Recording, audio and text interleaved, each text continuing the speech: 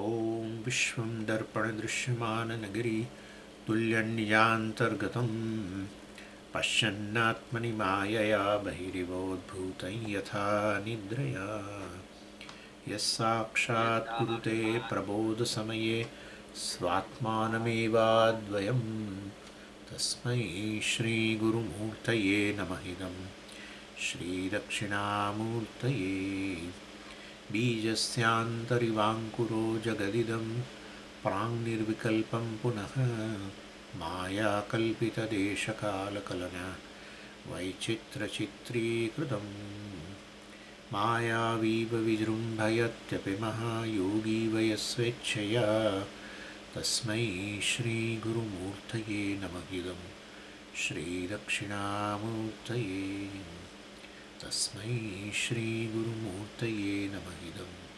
श्रीदक्षिणामूर्तये ॐ सहना भवतु सहनौ भुनक्तु सह वीर्यङ्करवावहै तेजस्विनावधीतमस्तु मा विद्विषावहै ॐ शान्तिः शान्तिः शान्तिः सदाशिवसमारम्भां शङ्कराचार्यमध्यमाम् अस्मदाचार्यपर्यन्तां वन्दे गुरुपरम्पराम् ॐ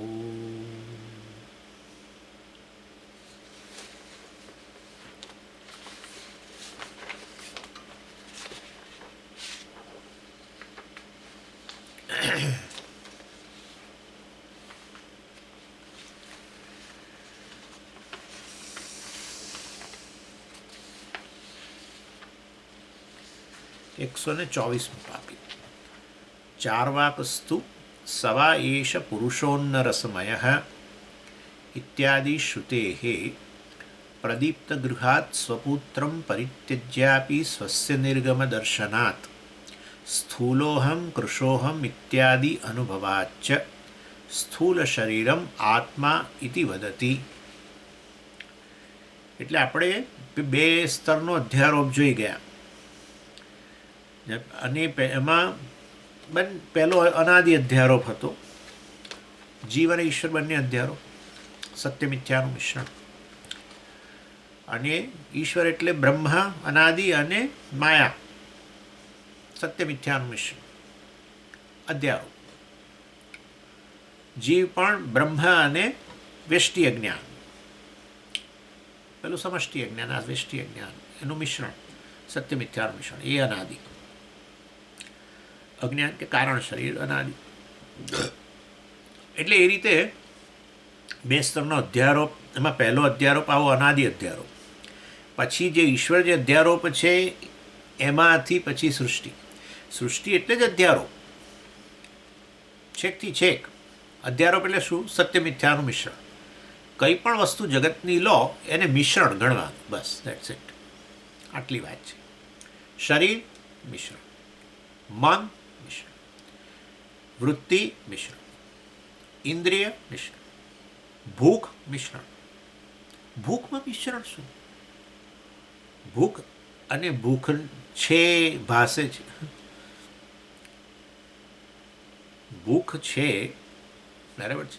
એનું અસ્તિત્વ, ભૂખનું અસ્તિત્વ ભૂખને કારણે નહીં. ભૂખનું અસ્તિત્વ ભૂખનું મતલબ સ્વતંત્ર અસ્તિત્વ નહીં. એ આત્મા જે સચ્ચિત છે એ જ વ્યાપ્ત છે, માટે એ સત્ય વસ્તુ તો રહેવાની છે. અને પછી બાકી બધું તો છે તો નામરૂપ રહે. એ જ જગત, એ જ અધ્યારોપ, મિથ્યા, સત્ય મિથ્યાનું મિશ્રણ જ બધું. એટલે જીવન ઈશ્વર અધ્યારોપ, પછી ઈશ્વરમાંથી જે સૃષ્ટિ છે એ પણ અધ્યારોપ. અને એમાંથી સૃષ્ટિની આપણે બધી વાત કરી, 14 લોક અને પછી બધા 4 પ્રકારના જીવો અને બધું. અને એમાં મનુષ્ય પણ વાસ્તવની અંદર એ જરાયું જે કહેવાય, ગર્ભમાંથી ઉત્પન્ન થાય. અને એ ઈશ્વર સૃષ્ટિમાં મેં તમને કહ્યું પ્રમાણે તે અધ્યારોપ સત્ય મિથ્યાનું મિશ્રણ. સત્ય વસ્તુ આત્મા તો વ્યાપેલો જ છે. ઈશ્વરને આત્મા બ્રહ્મ વ્યાપીને રહેલો છે, ને ઈશ્વરમાંથી આવતી સૃષ્ટિમાં એ વ્યાપેલો છે.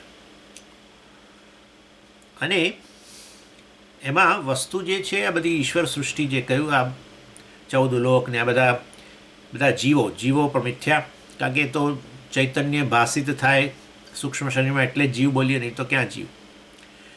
એટલે અને શરીરો અથવા ચૈતન્ય જે છે સત્ય વસ્તુ છે એનું તાદાત્મ્ય આ શરીરો સાથે એને જીવ કહો, આઈધર વે જે રીતે. એટલે આ રીતે વાસ્તવની અંદર એ ઈશ્વર સૃષ્ટિ પણ અધ્યારો, એ બીજા સ્તરનો અધ્યારો. અને એની અંદર જે છે સત્ય વસ્તુ કોણ છે અને મિથ્યા કોણ છે ઈશ્વર સૃષ્ટિ. હું જ સત્ય છું, બ્રહ્મ મતલબ. અને જગત તો બધું અનુભવનો વિષય છે, પણ એ અનુભવનો વિષય એટલે મિથ્યા થઈ ગયું. હા, મિથ્યા એટલે જે વસ્તુ પહેલાં નથી, આદાવંતે છે યન્નાસ્તિ વર્તમાને પિતત તથા આવી ગયું ને. પહેલાં બુધવારે આપણે વાત કરી, માંડુ કે કારિકામાં છે, પહેલાં નહોતું અત્યારે છે, ભૂતકાળમાં નહોતું અત્યારે છે, ભવિષ્યમાં નથી, બસ તો મિથ્યા. કારણ કે સત્ય વસ્તુ નથી એવું કદી ના આવે, જે હંમેશા છે જ આવે એનું નામ સત્ય. અને છે એવું એવી કઈ વસ્તુ છે જે છે ચૈતન્ય. એટલે અસ્થિનું બીજું નામ ચૈતન્ય, સતનું બીજું નામ ચિત્ત, ચિત્તનું બીજું નામ સત. ચૈતન્ય જ અસ્તિત્વ સ્વરૂપ. અસ્તિત્વ કોનું? ચૈતન્યનું છે. કંઈ પણ બોલો ને ચૈતન્ય આવી જ ગયું. કંઈ પણ બોલ્યા અનુભવ છે ચૈતન્ય છે, ચૈતન્યથી જ વ્યાપ્ત છે. કંઈ પણ અરે તમારા મનની અંદર કોઈ કલ્પના કરો, કલ્પના છે ભાષે પતી ગયું, આવી ગયું. કેવું કેટલું વ્યાપીને રહેલું છે વિચારો. એવા તમે છો, એ સત્ય. બાકી બધું બદલાયા કરે છે. મન બદલાય, વૃત્તિઓ બદલાય, ઇન્દ્રિયો બદલાય, શરીરો બદલાય, બધું બદલાય, ભૂખ તરસ બધું બદલાતું જ રહે સતત. મિથ્યા, કારણ કે એની સાથે નથી આવવાનું છે. આજે ભલે ને છેપણું રહ્યું, કાલે નથી આવવાનું છે. મતલબ કે એમાં છેપણું જણાતું હતું ત્યારે એ છેપણું એનું હતું જ નહીં, એ તો આનું જ હતું, આત્માનું જ હતું. અને મિથ્યા થઈ ગયું. એટલે એ રીતે ઈશ્વર સૃષ્ટિ જે છે વાસ્તવમાં મિથ્યા. એ ભગવાને કહ્યું ઇદમ શરીરમ કૌંતેય ક્ષેત્રમિત્તભિધીયતે વગેરે વગેરે. હું તો ક્ષેત્રજ્ઞ છું, આ બધું જગત, સમગ્ર જગત ક્ષેત્ર છે. અને હું જ સર્વ ક્ષેત્રમાં રહેલો છું, સર્વ શરીરોમાં હું જ રહેલો છું. મતલબ કે અહીં જીવ તરીકે જે છે વાસ્તવમાં બ્રહ્મ છે, પરમાત્મા છે. અને આ થયું ઈશ્વર સૃષ્ટિને અંતર્ગત. અને આવું જો આપણે જાણતા હોઈએ કે હું તો બ્રહ્મ છું ને હું જ સત્ય વસ્તુ છું, નિર્વિકાર છું, જગત છે બધું બદલાય છે ને એ તો વાસ્તવની અંદર મારા પરનો અધ્યારોપ છે, બરાબર છે. સત્ય મિથ્યાનું મિશ્રણ રૂપ, એટલે કે આ જીવ રૂપે હું આ બધો વ્યવહાર કરું છું, જે જગત સાથે વ્યવહાર કરું છું એ પણ વાસ્તવમાં સત્ય મિથ્યાનું મિશ્રણ. જીવ રૂપે હું જે વ્યવહાર કરું છું જાગ્રત પુરુષ તરીકે, એ પણ સત્ય મિથ્યાનું મિશ્રણ. સત્ય મિથ્યાનું મિશ્રણ જ ને. સત્ય તમે ચૈતન્ય, અને એમાં અહંકાર, અંતઃકરણ ઉમેરી દો, અનાત્મા મિથ્યા, એટલે જીવ બની ગયો. પછી જીવ રૂપે આ બીજા મિશ્રણ સાથે વ્યવહાર, સમાન સત્તાની વસ્તુઓ સાથે વ્યવહાર થાય, એટલે હું વ્યવહારિક સત્ય કહેવાઉં ને. એ વ્યવહારિક સત્ય એટલે કારણ કે આ પેલો અનુભવમાં છે એટલે સત્ય બોલીએ, સમજીએ. એ સત્ય પાછું પેલું બીજું સત્ય. એક સત્ય ખરેખર એક જ વસ્તુ, પણ આ તો પેલું વ્યવહાર કરીએ શકીએ છીએ, વ્યવહારમાં ઉપલબ્ધ છે. જાગ્રત પુરુષ વ્યવહારમાં ઉપલબ્ધ છે અને જગત વ્યવહારમાં ઉપલબ્ધ છે, એટલે પછી કંઈક સત્યતા આપવી પડે, એટલે વ્યવહારિક સત્ય કહ્યું. વ્યવહારમાં ઉપલબ્ધ છે માટે વ્યવહારિક સત્ય. એનીવે, અને આ રીતે વાસ્તવમાં જાણતા હોય તો કોઈ તકલીફ જ નહોતી. પરંતુ થાય છે શું કે જીવ જે આપણે જોયું હતું અનાદિ અધ્યારોપ, એની અંદર એ પેલું વ્યષ્ટિ કારણ શરીરની મેં વાત કરી, એટલે કે વ્યષ્ટિ અજ્ઞાન.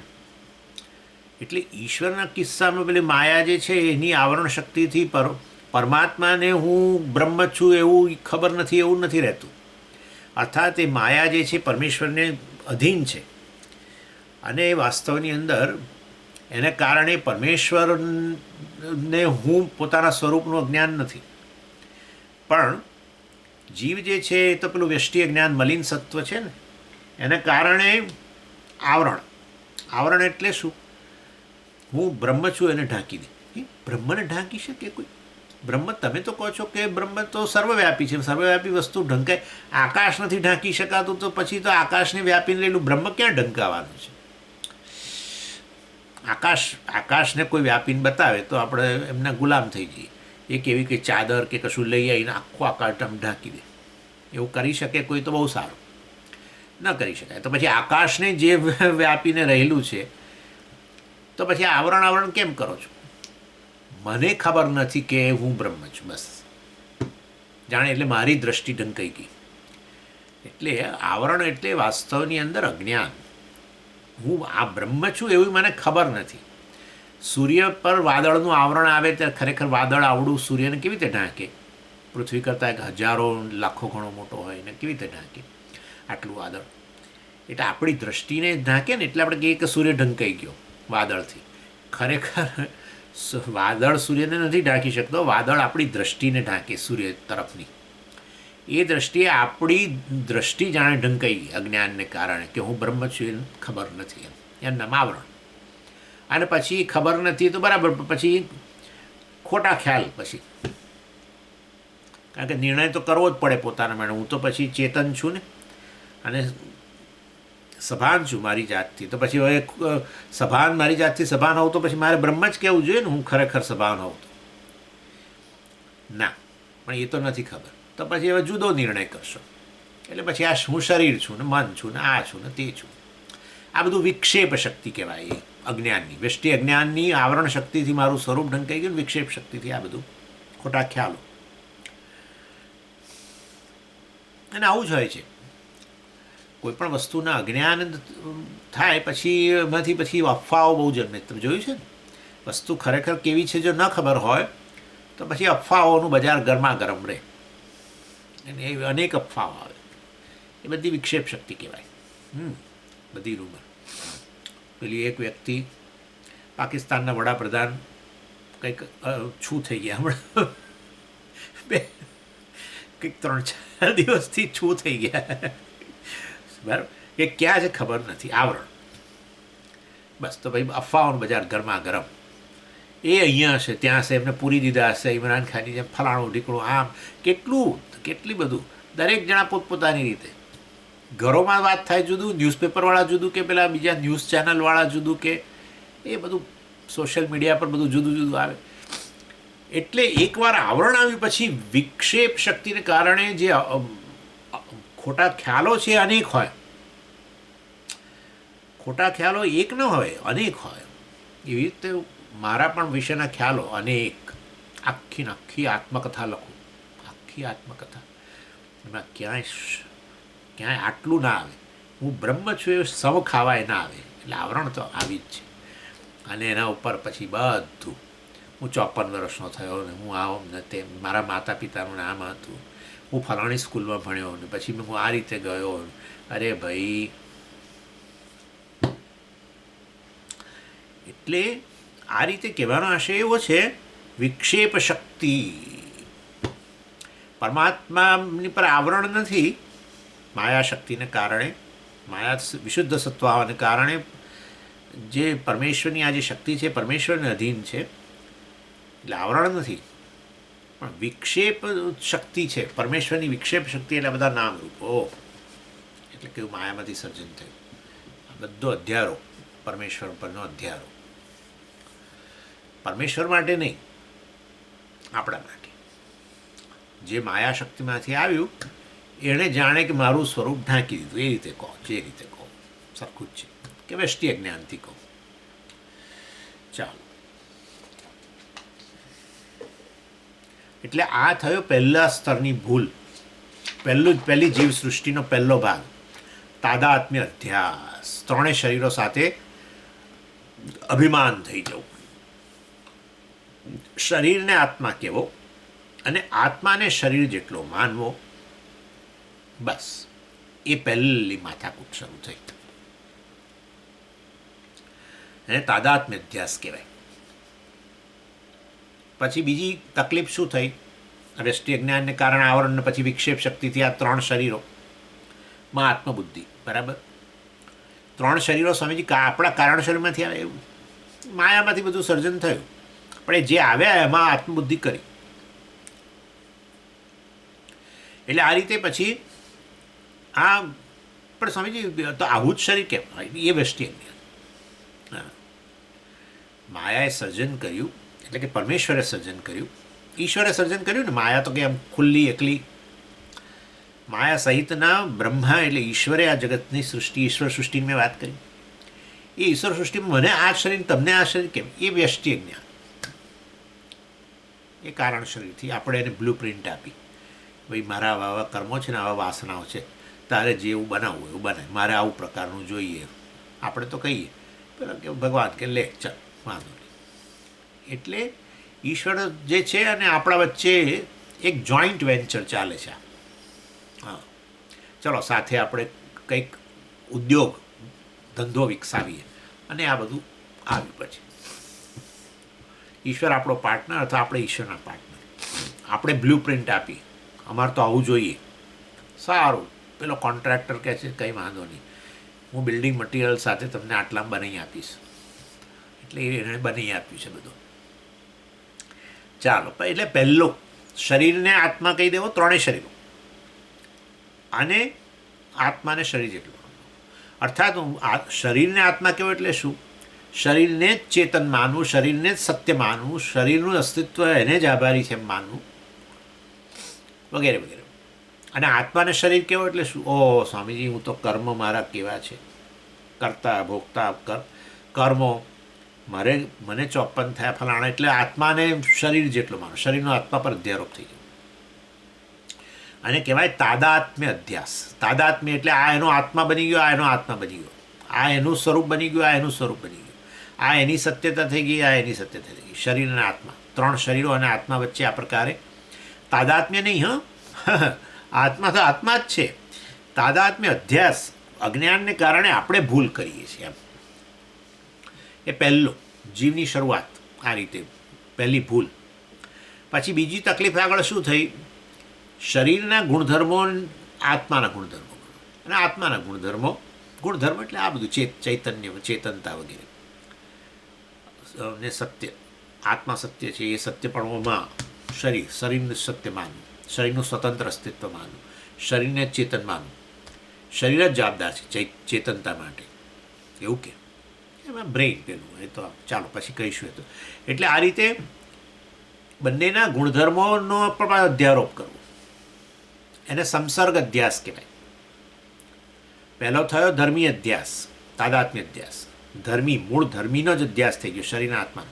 પછી શરીરના આત્માના ગુણધર્મોનો અધ્યાસ કરવો.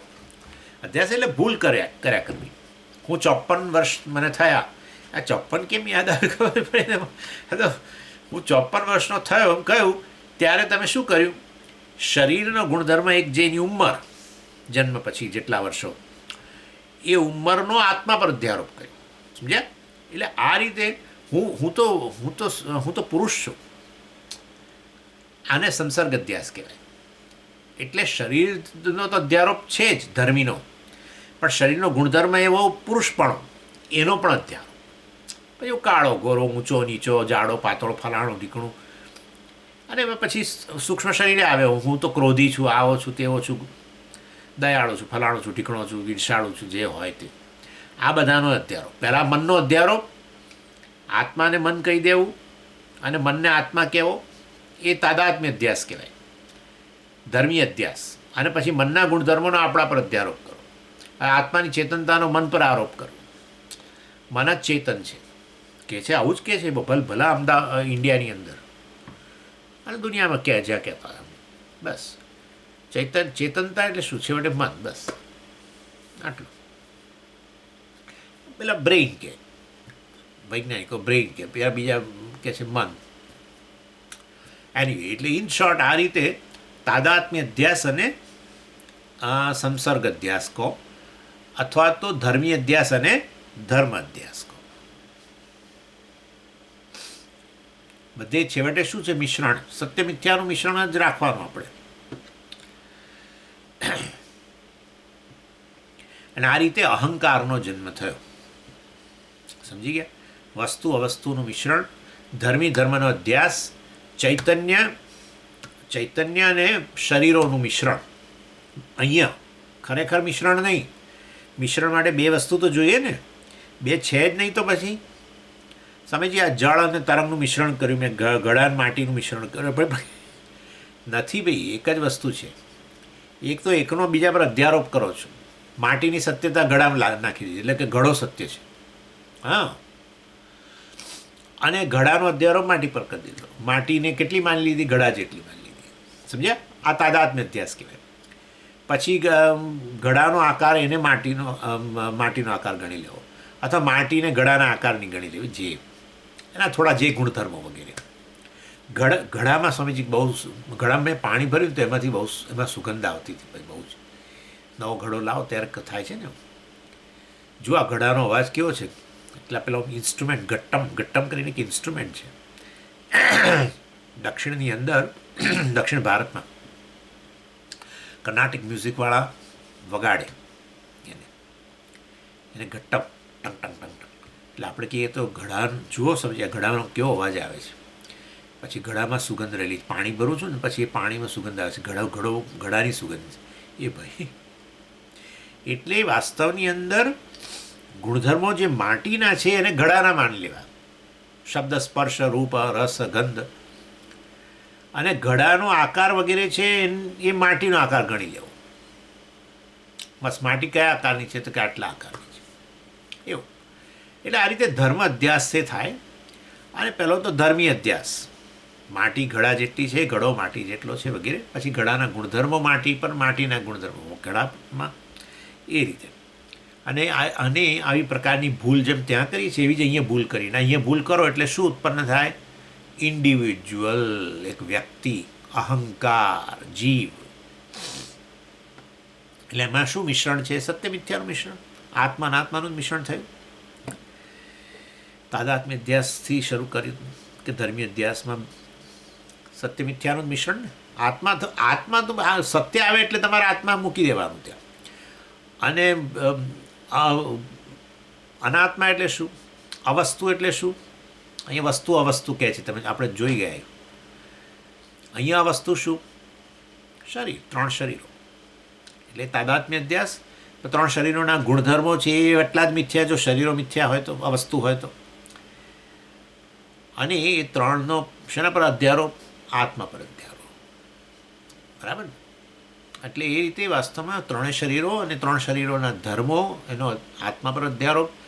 આત્માનો અધ્યારોપ એવું નહીં બોલવાનું, આત્માને શરીર જેટલો માની લેવો, 3 શરીરો જેટલો.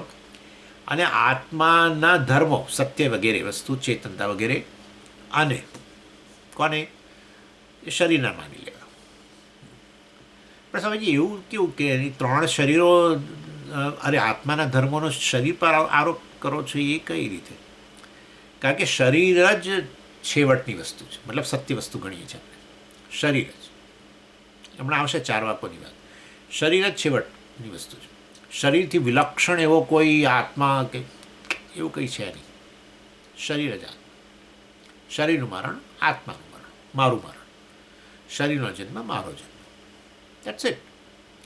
શરીરના ધર્મો એ મારા ધર્મો. That's it. શરીર કાળું, હું કાળો જ છું ને, પણ એ શરીર કાળું છે, તું કાળો નથી. તું તો કાળાનું તને જ્ઞાન છે. ના, શરીર કાળું એટલે હું કાળો, શરીર ઊંચું, હું ઊંચો. જોયું તમે? એટલે એનો અર્થ એવો થયો કે વાસ્તવમાં શરીરના ધર્મો આત્મા પર આરોપ કરી દીધા. અને આ આત્મા છે શરીર જેટલો જ માની લીધો. મતલબ કે શરીરની બહાર કે શરીરથી વિલક્ષણ મારું અસ્તિત્વ જ નથી. આત્મા જનું જ અસ્તિત્વ છે. ખરેખર આત્મા સત છે. એ સત શેના પર આરોપ કરી દીધો? શરીર પર આરોપ કરી દીધો. અને શરીરને ચેતન જ કહીએ. એટલે આત્માની ચેતનતાનો શરીર પર આરોપ થઈ ગયો એમ. અને આનંદ શું આપે છે? કે મારું મન આનંદ આપે છે, ઇન્દ્રિયો આનંદ આપે છે, એવું એ કરી શકો. કે વાસ્તવમાં આનંદ કે ખરેખર જે છે એ જળ વસ્તુનો ધર્મ નથી, તો આ ચૈતન્યનો ધર્મ છે, પૂર્ણતા વગેરે ના, શરીર. સમજ્યા? એટલે આ રીતે પરસ્પર ધર્મોનો અધ્યારોપ એને સંસર્ગ અધ્યાસ કરે. ચાલો, એટલે આ રીતે અહંકારની ઉત્પત્તિ થઈ. અને અહંકાર જન્મ પછી શું આવે? તરત મમકાર આવે. અને એને કારણે પછી મમકાર એટલે શું? આ શરીરથી જે સંબંધિત હોય આજુબાજુ એમનામાં મમકાર, અને પછી એટલે રાગ દ્વેષ કામ ક્રોધ વગેરે બધું આવે ને એ રીતે સંસારની શરૂઆત થાય, એ પણ આપણે જોયું. એટલે અહીંયા આગળ કહ્યું કે ઇદાનીમ 122માં કહી દીધું, ઇદાનીમ પ્રત્યેગાત્મની ઇદમ ઇદમ અયમ અયમ આરોપયતી ઇતિ વિશેષતઃ ઉચ્યતે. ઇદાનીમ એટલે હવે, એટલે મતલબ હવે અમે આ ત્રીજા અધ્યાયની શરૂઆતમાં અમે કહી રહ્યા છીએ. સમજ, ત્રીજો અધ્યાય હોય તો આ પહેલું હોવો જોઈએ ને ટોપિક, એવું ને. તો આપણે ખાલી ભાગ પાડીએ છીએ અધ્યાય રૂપે. ટોપિક તો બધા એકથી શરૂ કરીને છેક સુધી બધા સળંગ જ, એટલે ભલે ને 122 પણ આપણે એમ ગણવાનું કે આ ત્રીજા લેવલનો અધ્યારોપ જીવસૃષ્ટિની શરૂઆત થઈ એમ. ચાલો, એટલે ઇદાનીમ પ્રત્યેક આત્મની, આ પ્રત્યેક આત્મા જે છે એટલે આત્મા જે હું છું, સત્ય વસ્તુ છે. ઇદમ ઇદમ અયમ અયમ, ઇદમ ઇદમ કારણ શરીર હું છું. માટે કર્મો કોના છે? મારા કર્મો છે. થઈ ગયું? આ બધી વાસનાઓ સમજી મારામાં રહેલી છે. એટલે એ થયું કારણ શરીરનો અધ્યારોપ. અજ્ઞાન કોણ? હું અજ્ઞાની છું. થઈ ગયું? એ રીતે કારણ શરીર, સૂક્ષ્મ શરીરના બરાબર, દ્રષ્ટા શ્રોતા વગેરે, ફલાણું ઠીકણું, રનર છું વગેરે વગેરે. એનો પછી મનના એ ધર્મોનો આરોપ, પ્રાણનો હું ભૂખ્યો તરસ્યો વગેરે, આ બધું સૂક્ષ્મ શરીરના ધર્મો. અને પછી ઇદાનીમ ઇદમ ઇદમ, એટલે ઇદમ ઇદમ એટલે આ ત્રણેય શરીર, અને સ્થૂળ શરીરની મેં વાત કરી દીધી. અયમ અયમ, ઇદમ ઇદમ અયમ અયમ, આ શરીર હું છું, કારણ શરીર હું છું, સ્થૂળ શરીર હું છું, સૂક્ષ્મ શરીર હું છું. ઇદમ ઇદમ અયમ અયમ આરોપયતી, આ પ્રકારે આરોપ કરે. ઇતિ વિશેષતઃ ઉચ્યતે. પેલો સામાન્ય અધ્યારોપ હતો ઈશ્વર સૃષ્ટિ. ઈશ્વર સૃષ્ટિમાં બધું બ્રહ્મ પરનો અધ્યારોપ, બધા નામરૂપો માયામાંથી આવેલા ઈશ્વર સૃષ્ટિ. એમાં પાછો વિશેષ અધ્યારોપ. બોલો, આ શરીર વગેરે બધું એ માયામાંથી જન્મ્યું. ઈશ્વર સૃષ્ટિ, આ બધું ઈશ્વર સૃષ્ટિ ના, આ હું છું એ પેલો વિશેષ અધ્યારોપ. હું સ્થૂળ શરીર છું. ઈશ્વર કોણ? મારાથી જુદું. જગત કોણ? મારાથી જુદું. હું આટલો જ. થઈ ગયું? એટલે આ ગરબડ છે. એટલે વિશેષ અધ્યારોપ છે. પેલો સામાન્ય અધ્યારોપ. ઈશ્વર સૃષ્ટિમાં અધ્યારોપ જ મેં કહ્યું તમને, વસ્તુનું મિશ્રણ જ, પરંતુ એ માયામાંથી આવેલા બધા વિવિધ નામરૂપો, શરીર સહિત બધું, શરીર મન બુદ્ધિ આ ઇન્દ્રિયો આ બધું આવ્યું છેવટે માયામાંથી બધું. પણ એમાં પછી આ વ્યષ્ટિ અજ્ઞાનને કારણે હું આટલો છું, આ છું, અને આનથી બહાર મારું અસ્તિત્વ નથી વગેરે વગેરે, ફલા શરીર જ ચેતન છે વગેરે વગેરે. એ રીતે તાદાત્મ્ય અધ્યાસ અને સંસર્ગ અધ્યાસથી વિશેષ અધ્યારોપ આવ્યો એમ. પછી અતિ પ્રાકૃતસ્તુ આત્મા વૈ જાયતે પુત્ર ઇત્યાદિ શ્રુતે સસ્મિનીવ પુત્રે અપી પ્રેમ દર્શનાત પુત્રે પુષ્ટે નષ્ટે ચ અહમેવ પુષ્ટ નષ્ટ ચ ઇતિ ઇત્યાદિ અનુભવાત ચ પુત્ર આત્મા ઇતિ વદતી. જોયું? એટલે પછી કહે છે કે હવે આ ત્રણેય શરીરો કે પંચકોશ સાથે તાદાત્મ્ય નહીં, પછી એનાથી સંબંધિત બધા જે છે એની અંદર પણ વાસ્તવમાં અધ્યાસ શરૂ થાય. કારણ કે એમાં એ લોકો એટલે અતિ પ્રાકૃત એટલે આ જેની દ્રઢ દેહાત્મ બુદ્ધિ છે, ત્રણેય દેહોમાં આત્મબુદ્ધિ દ્રઢ છે, તીવ્ર દેહાશક્તિવાળો જે હોય એને વાસ્તવની અંદર, કારણ કે અજ્ઞાન એટલે એને પછી આ એનાથી સંબંધિત હોય એની અંદર આત્મબુદ્ધિ શરૂ થઈ જાય. એ કહે છે અતિ પ્રાકૃત. આવી વ્યક્તિ કોણ છે? અતિ પ્રાકૃત. એ શું કહે છે? જો એટલે કહે છે એને આસપાસના જે છે એની સંબંધિત એમાં આત્મબુદ્ધિ આવે છે. આમાં દ્રઢ આત્મબુદ્ધિને કારણે એમાં આત્મબુદ્ધિ. તો એના માટે એ શ્રુતિ યુક્તિ અને અનુભવથી સિદ્ધ કરે છે કે આજુબાજુવાળા જે છે મારા ફેમિલી મેમ્બર્સ, એમાં અહમપણું આત્મપણું હોય, જેને આપણે મમકાર કહીએ છીએ, એ વાસ્તવમાં કેમ ના હોય? અમે તમને બતાવી, જો શ્રુતિ જ કહે છે શું આત્મા વહી જાય તે પુત્ર આત્મા જ પુત્ર રૂપે જન્મે છે. કેમ? એ હું કેવી રીતે આવું શાસ્ત્ર કેમ કહે છે? અરે ભાઈ, આ પુત્ર જન્મ્યો પહેલાં તો મારા શરીરમાં જ હતો, અને શરીર હું છું કે નહીં? બસ. તો પછી પુત્ર હું જ છું. એ પુત્ર પહેલાં મારામાં જ હતો, પછી પત્નીમાં ગયો અને પછી બહાર આવ્યો. એટલે ખરેખર પહેલાં જે મારામાં જ હતો તો પછી એ જે જન્મ્યું છે એ મારાથી અન્ય ક્યાં છે? એટલે વાસ્તવની અંદર આ પુત્ર આત્મા જ છે. પણ એ તો તમે પુરુષ તરીકે કહો, પત્ની કેમ એવું કહે છે? ભાઈ અહીંયાથી ત્યાં ટ્રાન્સફર થયો, પછી ત્યાં 8-9 મહિના રહીને પછી બહાર આવે, પછી એટલે પછી ક્યાં હતો? એ પત્નીમાં હતો. તો પત્નીનું શરીર એ પત્ની જ છે ને, એમનું શરીર આત્મા છે, એમને આત્મબુદ્ધિ જ છે શરીરમાં. હવે પત્નીમાં હતો, પત્નીના જ ભાગરૂપે, શરીરના જ ભાગરૂપે હતો, અને પછી બહાર આવ્યો ને, તો પત્નીને પણ આત્મામાં હોય જ ને આત્મબુદ્ધિ. એટલે એ રીતે બંને માતા પિતાને પુત્ર પુત્રી વગેરે જે પણ હોય એની અંદર આત્મબુદ્ધિ. આત્મા વહી જાય તે પુત્ર, આત્મા વહી જાય તે પુત્રી. ઓકે, બંને. પુત્ર કહ્યું ને, જુઓ એટલે આપણું શાસ્ત્ર છે એવું નથી ભાઈ, એક ખાલી એક ઉદાહરણ અપાય છે. પુત્ર પુત્રી, સંતાન રૂપે હું જ જન્મ્યો છું. કોણ કહે છે? મા અને બાપ બંને કહી શકે એમ. અને આવું પણ ક્યાં છે કે એ પહેલાં મારામાં જતો, આવું શાસ્ત્ર કહે છે ખરું? કહે છે. અત્યારે ઉપનિષદમાં કહ્યું આત્મની એવા આત્માનમ વહતી. આત્મની આત્માનમ વહતી. આત્મા જ જે છે એટલે કે હું આત્માનું જ વહન કરી રહ્યો હતો. આત્મા એટલે અહીંયા આપણો પુત્ર. આત્મની એટલે આ શરીરમાં છે, આ શરીરમાં જ હું એ પુત્રને લઈને ફરતો હતો. આ શરીર હું ખરો કે નહીં? આત્મા ખરો કે નહીં? શરીર આત્મા જ છે. બસ તો પછી આ પુત્ર આત્મા થયો ને, બીજું શું છે? એટલે શ્રુતિથી પણ નક્કી છે. એટલે તમે પુત્રમાં આટલી બધી આસક્તિ કેમ છે? અરે શાસ્ત્ર કહે છે પુત્રમાં આસક્તિ તો હોવી જ જોઈએ. શાસ્ત્ર જ કહે છે મને મારા માટે જે પ્રેમ હોય એનાથી અનેક ગણો ઇનફેક્ટ પ્રેમ હોવો જોઈએ. એટલે ઇત્યાદિ શ્રુતે હે સ્વસ્મિન ઇવ પુત્રે અપી પ્રેમ દર્શનાત. સ્વસ્મિન પુત્રે, પોતાના પુત્રમાં પ્રેમ દર્શનાત. એ આ પેલો યુક્તિ આપે છે અને એ શું કહે છે કે ભાઈ જુઓ, એને કેમ આત્મા કહો છો પુત્રને? તો કે જો આત્મા માટે પ્રેમ છે કે નહીં? આત્મનસ્તુ કામાય. એટલે આત્મા માટે સૌથી વધુ પ્રેમ રહેલો છે. અને એવો જ અથવા એનાથી પણ વધારે પ્રેમ પુત્ર પુત્રી માટે હોય તો પછી આત્મા જ હોવા જોઈએ કે ના હોવા જોઈએ? આત્મા માટે પ્રેમ હોય છે બધાને. તમે જ આમ કરીને બોલતા હો છો, તો મને પુત્ર પુત્રી માટે અત્યંત પ્રેમ છે, તો પછી આત્મા જ હોય, બીજું શું? ઇનફેક્ટ ખરેખર અહીંયા મારા માટે જે મારા શરીર માટે પ્રેમ છે એના કરતાં એમ તો અનેક ઘણો પ્રેમ ત્યાં છે. એટલે ખરેખર તો એ જ આત્મા છે, હું પણ નહીં, આ શરીર પણ નહીં, એ જ આત્મા છે. હું પેટે પાટા બાંધ્યું અને એને ભણાવું ને એને માખણ ખવડાવું, બસ. હું પેટે પાટા, હું ભૂખ્યો રહીશ પણ એને ખવડાવી પીવડાવી મજા. એટલે ખરેખર તો એના કરતાં વધારે પ્રેમ છે. એટલે આત્મબુદ્ધિ ત્યાં જ વધારે હોવી જોઈએ.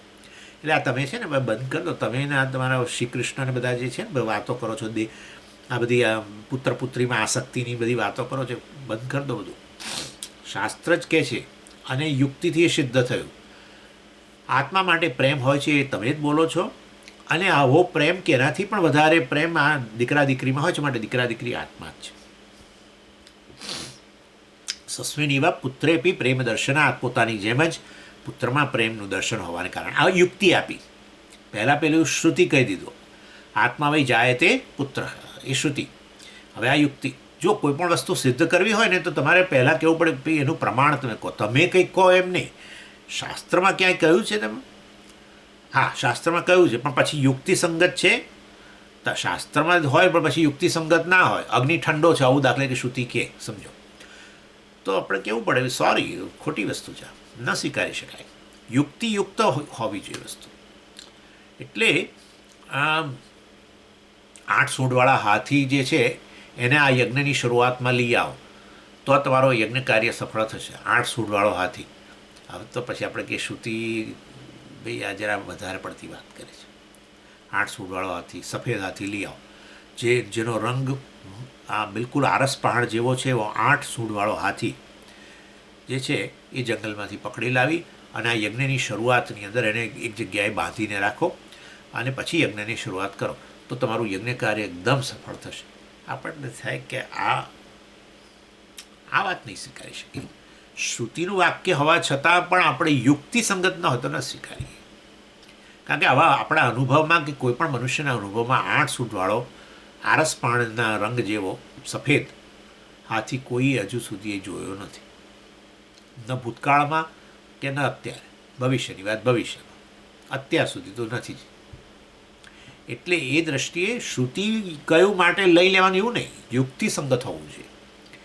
પછી પાછું અનુભવમાં હોવું જોઈએ, તો વસ્તુ સિદ્ધ થાય. એટલે એ રીતે સિદ્ધ કરે છે કે આ બધું આસપાસના બધા છે મારા ફેમિલી મેમ્બર્સમાં આમાં આત્મબુદ્ધિ છે, તે ખોટું નથી. એને આપણે આસક્તિ કહીએ, મમકાર કહીએ, એ ખોટું નથી. અમે તમને સિદ્ધ કરીને બતાવીએ છીએ. આવું કોનેમાં હોય છે આ પ્રકારનું અતિ પ્રાકૃત, જેને આ દેહ વગેરેમાં અત્યંત તીવ્ર સમજ્યા, પણ આમાં તીવ્ર ને અતિ તીવ્ર ને આવું બધું ન હોય છે. તમે તમારી રોજનીશી પરથી નક્કી કરી શકો કે તમને દેહમાં સામાન્ય આસક્તિ છે કે તીવ્ર આસક્તિ છે. બહુ જ હોય છે. અહીંયા લોકો આ નખના રંગ કરાવવા જાય, નેલ સલૂન્સ હોય છે અહીંયા, અને પછી એને પેલા શેપ, પછી ઘણા લોકો પેલું અહીંયા બધું કરાવે છે ને, પેલા શું કહેવાય છૂંદણા ટાઈપનું બધું, અહીંના આના માટે પૈસા ખર્ચે, ખેંચાવડાવે, જે કરતા હોય બધું બહુ કરતા હોય છે. દેહને માટે દેહને આત્મા માનીને સતત એની કાળજી માટે નાનામાં નાની ડિટેલ, આખો મનુષ્ય જીવનનો સમય એમાં જાય. પછી ત્યાંથી આગળ વધીને ખોરાક પર આવે. આ ખાવાથી કેલ્શિયમ મળે, આનામાં આ મળે, આમાંથી પેલું મળે, પેલું પેલા મળે, અને એના માટે બધું માથાકૂટો, અહીં જાય ત્યાં જાય, પેલું લઈ આવે, પેલું કરે ને.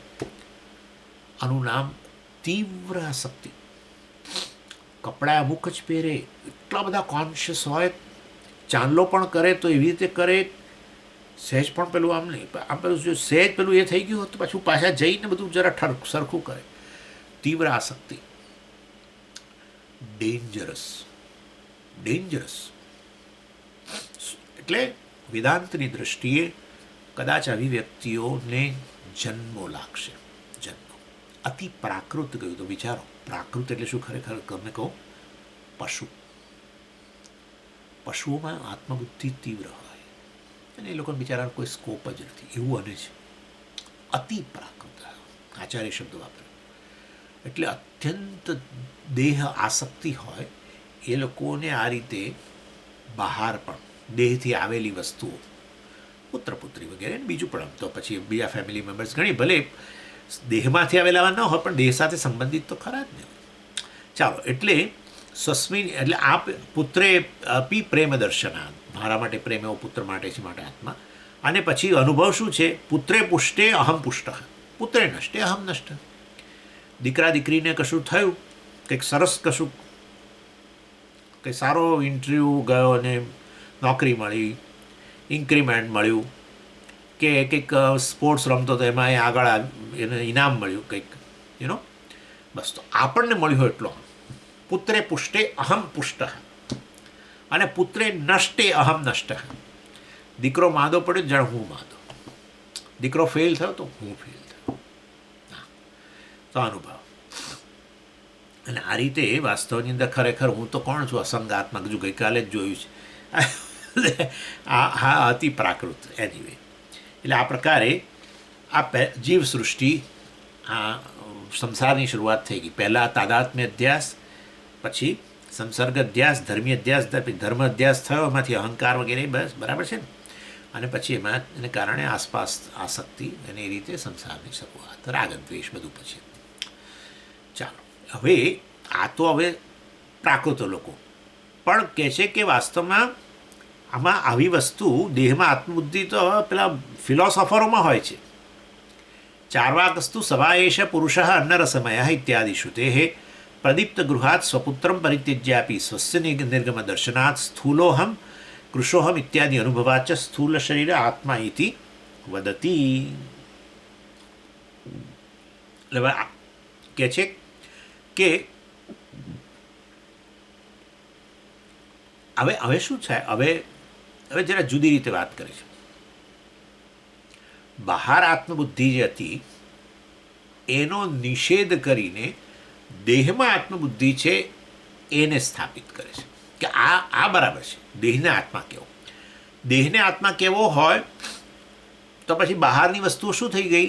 અનાત્મ થઈ ગઈ. એટલે એ રીતે કે છે કે બહાર જે આત્મબુદ્ધિ છે, આપણે હમણાં જોયું પુત્ર પુત્રી વગેરેમાં, એ ખોટી છે.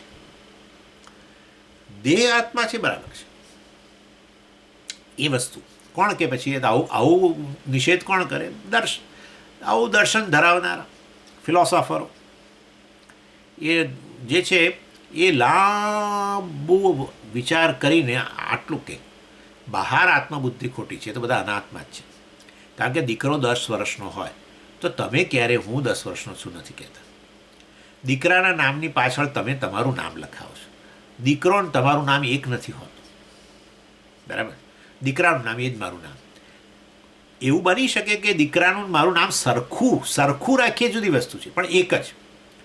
દીકરાની 10 વર્ષની ઉંમર એ જ મારી ઉંમર છે, આવું નથી કહેતા. ઓ તમે શું કરો છો? પિતાજીને કોઈ પૂછે આવે કે તમે શું કરો છો? બરાબર, હમણાં જ 3જા ધોરણમાં મેં પ્રવેશ લીધો. આવું કોઈ કહે એટલે તમારા મનમાં આટલું તો છે કે મારાથી જુદો છે, આટલું તો છે. આસક્તિને કારણે આપણે પેલું બધું હમણાં જોયું એ બરાબર છે, પણ આટલું તો છે જ. દીકરાના એડમિશન માટે જઈએ તો આપણે એવું નથી કહેતા કે હું સિનિયર શું પેલું કિન્ડર ગાર્ડન, હા હે ને, એની અંદર કિન્ડર ગાર્ડનની અંદર હું પેલું એડમિશન લેવા જાઉં છું, એવું એ નથી કહેતું. દીકરાના એડમિશન માટે જઉં છું એમ કે કેજીમાં મારો દીકરો સિનિયર કેજીમાં આવે એમ કહો, હું સિનિયર કેજીમાં આવે એવું કોઈ કહે છે? 35 વર્ષનો હોય એમ કે હું સિનિયર કેજીમાં ભણું છું એમ કે. એટલે આ ફિલોસોફરો કહે છે દેહમાં આત્મબુદ્ધિ બરાબર છે, બહાર તો અનાત્મા જ છે એમ. અને એમાં કોણ? દેહમાં આત્મબુદ્ધિ એટલે એવા ચાર વાકો. એટલે હવે એ બતાવે છે. અને એ પણ કેવી રીતે વાત કરશે? શ્રુતિયુક્તિ અનુભવ. શ્રુતિયુક્તિ અનુભવથી સિદ્ધ કરે છે કે દેહ આત્મા છે, બહાર પુત્ર પુત્રી વગેરેની અંદર ફેમિલી મેમ્બર્સમાં આત્મબુદ્ધિ નથી, એ તો અનાત્મા જ છે. એનો નિષેધ કરે છે. જુઓ, એટલે પહેલાં શું કહે છે? સવાએશ પુરુષ અન્નરસમય. એટલે પુત્ર આત્મા નથી ભાઈ, દેહ આત્મા છે. શ્રુતિ કયું વાક્ય? તૈત્તિરીયનું વાક્ય. સહવા એશ પુરુષ અન્નરસમય. પુરુષ એટલે આત્મા. આત્મા કોણ છે? અન્નમય, અન્નરસમય.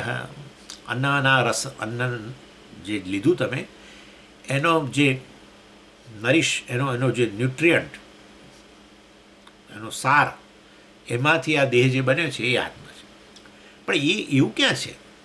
સહ પુરુષ, તે એટલે કોણ?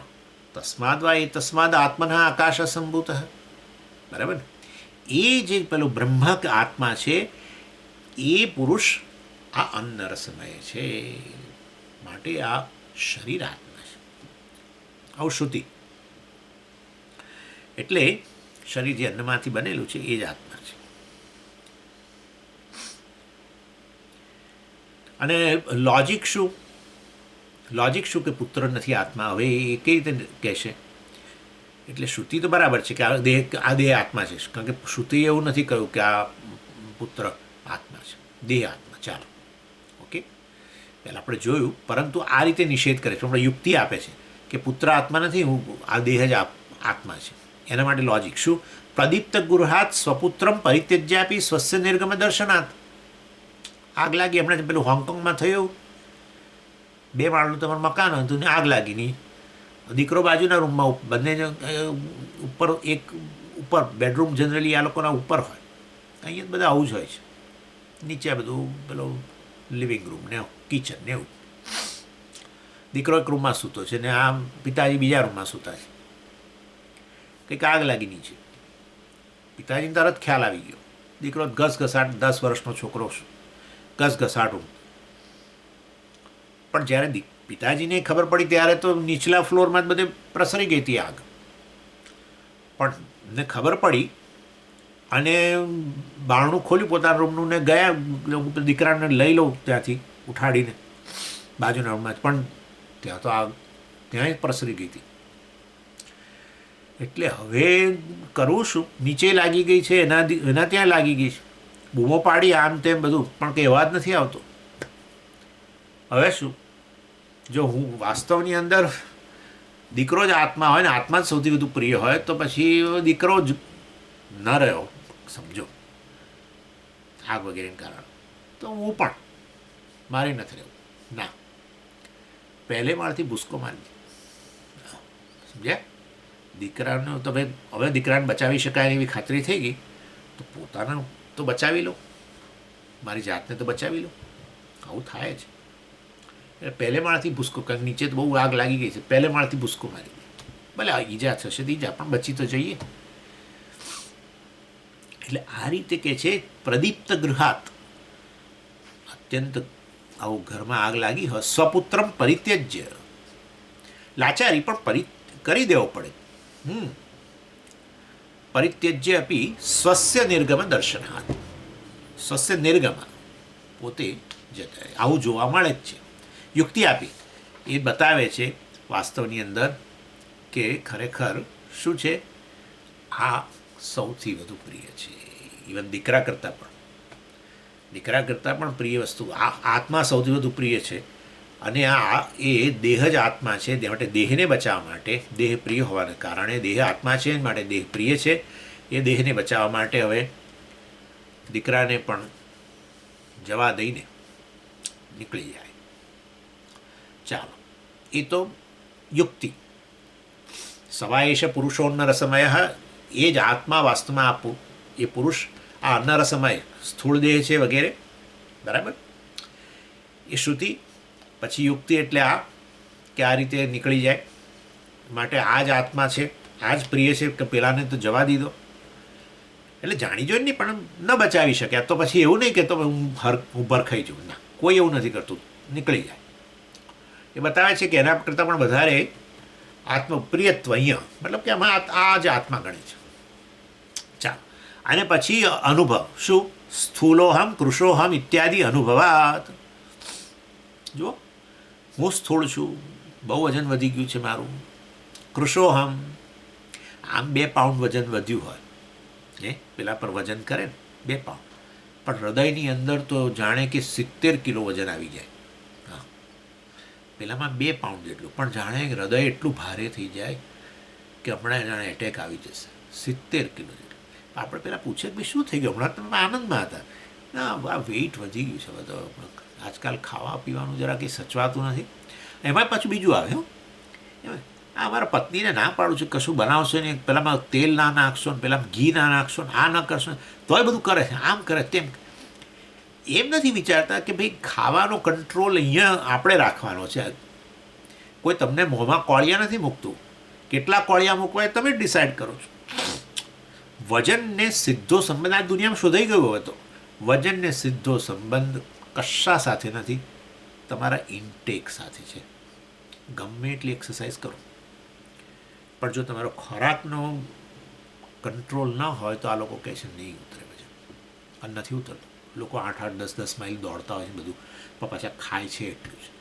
અને લીધે વજનમાં અંશનો ફેર નથી પડતો. વજન ઉતારવું હોય તો એક જ રસ્તો છે, ઇન્ટેક. ઓછી કેલરીવાળો, ઓછી ચરબીવાળો જોઈએ વગેરે, અને ઓછા પ્રમાણમાં જોઈએ.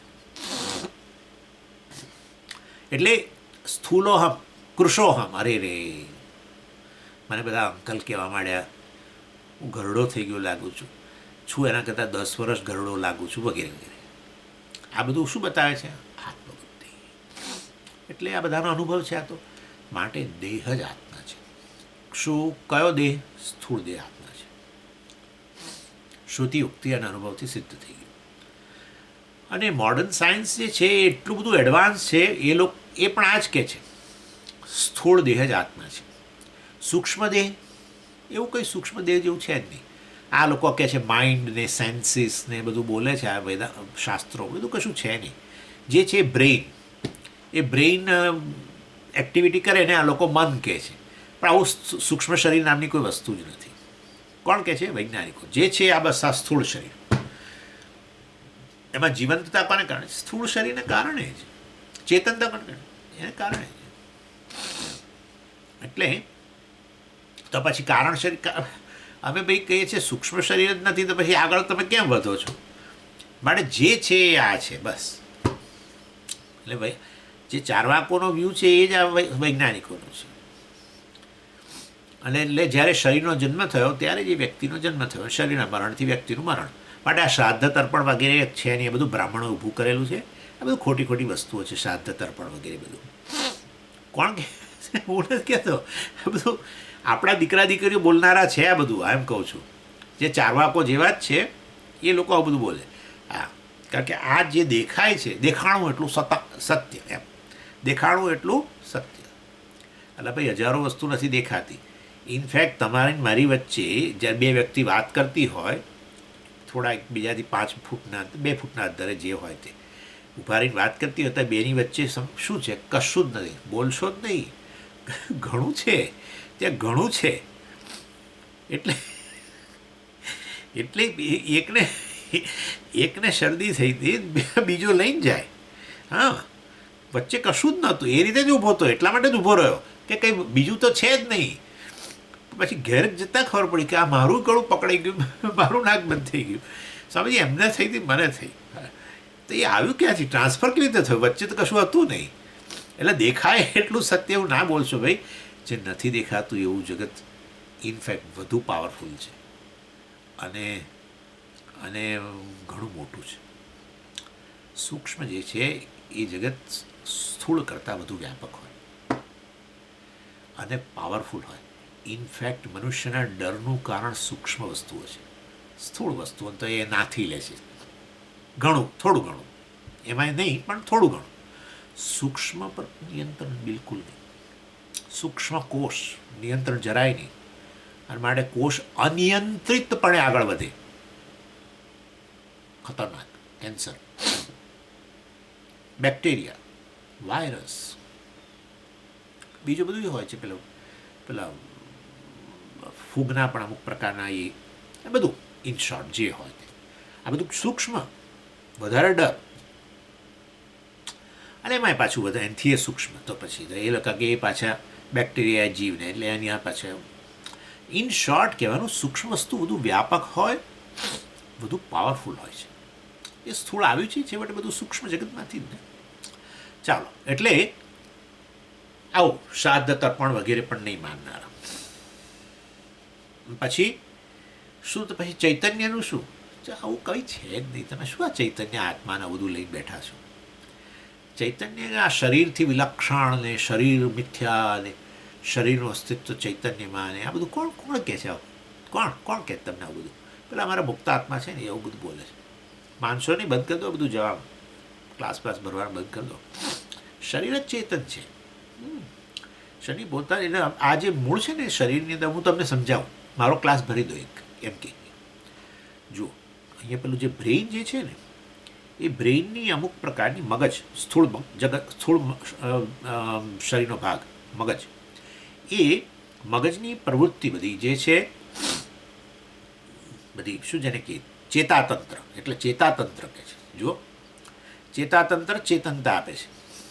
એ ચેતાતંત્ર મતલબ ન્યુરોનલ ફંક્શન, ન્યુરોન્સ બધા, અને એ બધાને લીધે ત્યાં એ બધી ઇલેક્ટ્રિકલ એક્ટિવિટીને એ તો આપણે જોઈએ છીએ પેલા એમાં મોનિટરની અંદર આમાં જે હોય છે બધું, આમાં પેલા ગ્રાફ, એ આ બ્રેઇનની એક્ટિવિટી બધું હોય છે. અહીંયા બધું લગાડીને નથી કરતા.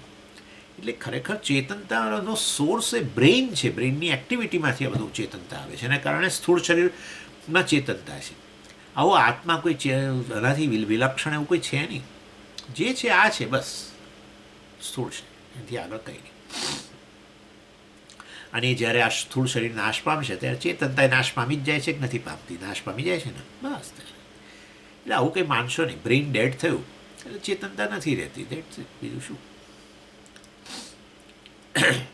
કોણ છે આ બધા? ચારવાકો કહેવાય. ચારું વાક્યસ્ય, બહુ સારું લાગ્યા. તો એક તો આપણને તકલીફ થતી, હા આત્મા દેહથી વિલક્ષણ ને આવું બધું બોલે છે, રોજ બોલે છે આવી, પણ કશું એમ કંઈ બહુ એવું લાગતું નથી. અને અત્યારે આવું કે કંઈક આવું છે જ નહીં કશું. આ બધું તો આ ઊભું કરેલું છે આ બધા સ્વામીઓ ને બધા બધા લોકોએ. બાકી આવું કંઈ છે નહીં. એમનું પેલું બધું ચાલતું રહે ગાડું, એટલા માટે બધું આ લોકો ઊભું કરેલું છે. તમે મારી વાત સાંભળો, જુઓ, વિજ્ઞાનને આધારે નિર્ણય લો. વિજ્ઞાન શું કહે છે તમને? વિજ્ઞાન કહે છે બધું બ્રેઇનની એક્ટિવિટી છે. ત્યારે આપણને થાય કે કેવું જુઓ, આ સાચું વ્યક્તિ મને મળી આજે. મારું બધું કન્ફ્યુઝન, મારો સંસાર બધો નિવૃત્ત કરી દીધો આ વ્યક્તિ. ચારુવાક, યસ, બહુ ગમે આવી વ્યાખ્યા. અને માટે બીજું એનાથી આગળનું ગમે. શરીર જ આત્મા છે માટે, અને કોઈ નવો જન્મ અને એના માટેના કોઈ કર્મો અને એવું કશું છે નહીં. માટે ખાઈને મજા કરો. આ શું લઈને બેસી જાઓ સવારના પોરની અંદર? અને આ બધું સાધન ચતુષ્ટય ને ફલાણું ધર્મનું પાલન ને શું કંઈ જ નહીં. આ જન્મ સાથે તમે આવ્યા, મરણ સાથે તમે ગયા, પતી ગયું. બસ 4 વાક. બીજા 4 વાકો છે એનાથી કે જે કે છે દેહ આત્મા નથી, પરંતુ વાસ્તવમાં પ્રાણ આત્મા છે. પછી કહે છે પ્રાણ નહીં, ને પછી ઇન્દ્રિય આત્મા છે, ઇન્દ્રિય નહીં, ને પછી મન આત્મા છે. એમ કરતાં કરતાં બધું બતાવે છે. એમાં જોઈશું આગળ. ઓમ પૂર્ણમદ પૂર્ણમિદમ પૂર્ણાત પૂર્ણમુદચ્યતે પૂર્ણસ્ય પૂર્ણમાદાય પૂર્ણમેવાવશિષ્યતે. ઓમ શાંતિ શાંતિ શાંતિ. હરિ ઓમ શ્રી ગુરુભ્યો નમઃ. હરિ ઓમ.